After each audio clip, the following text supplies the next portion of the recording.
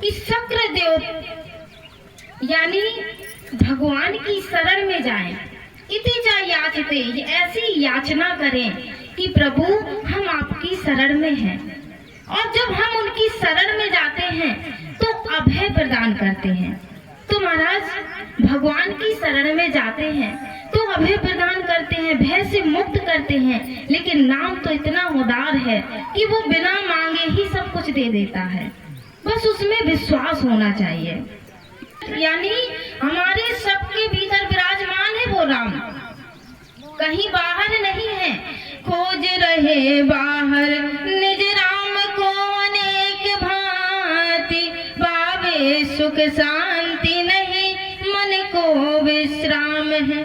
गंगा गोदावरी प्रयाग बद्रिकाश्रम और काशी आदि तीर्थन में भटको अविराम है। राम है वही जो रोम रोम में रमा है, किंतु और भीतर के पट खोल तेरे यही में राम है। तो हमारा विश्वास नहीं है राम में, नाम में, बस हम भटकते फिरते हैं कि कहीं हम इसको माने कहीं उसको माने, एक को माने, एक पर विश्वास करें।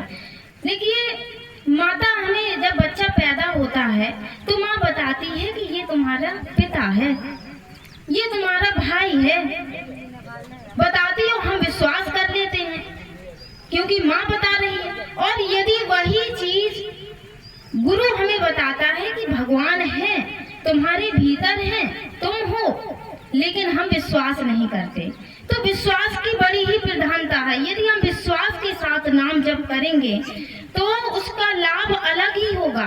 परमात्मा एक ही है, हम भटके नहीं। देखिए वही राम है वही कृष्ण है, वही राम है वही कृष्ण है, वही जानकी राधा। और या भ्रम में संसार भूला जहाँ से पड़ गई बाधा। देखिए एक ही है, केवल भक्त के लिए नजरिया अलग अलग है, लेकिन वो परमात्मा, वो राम नाम जब भगवान थे नहीं, उसके पहले भी था और बाद तक रहेगा। यानी नाम प्रारंभ है और अंत है, उसके बीच में हमें नहीं पढ़ना है, क्योंकि जो प्रारंभ में आया और जो अंत तक रहेगा, यदि हम उस जड़ को पकड़ लेंगे तो वो शाखाएं तो अपने आप हरी भरी हो जाएंगी। जैसे हम परिवार में मेन मुखिया को मानते हैं, जैसे पिता को मानते हैं, लेकिन पिता से ही सारे रिश्ते बने हैं, उसी प्रकार हम राम नाम को माने।